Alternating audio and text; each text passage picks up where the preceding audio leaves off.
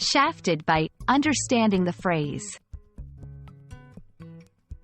Hello, English learners. Today, we're diving into a phrase that might sound a bit peculiar if you hear it for the first time, shafted by. By the end of this video, you'll understand its meaning and how to use it in a sentence. Shafted by is a colloquial phrase, which means it's more common in informal conversations. The word shaft originally refers to a long, slender piece or rod. Over time, in slang usage, to shaft someone came to mean treating them unfairly or betraying them. So, when someone says they were shafted by someone or something, they mean they were treated unfairly or betrayed by that person or situation.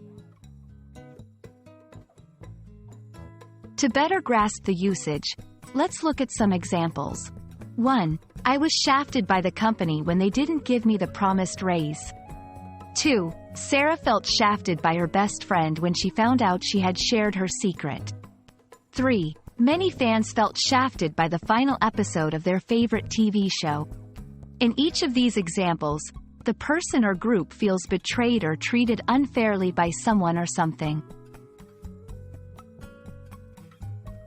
To enrich your vocabulary and to help you better express similar sentiments, here are some synonyms for shafted: betrayed, cheated, double-crossed, wronged, misled. Remember, while these synonyms can convey a similar meaning, the context in which they are used can vary, and they might not always be a perfect substitute for shafted.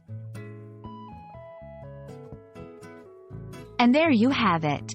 The next time someone mentions they were shafted by someone or something, you'll know exactly what they're talking about.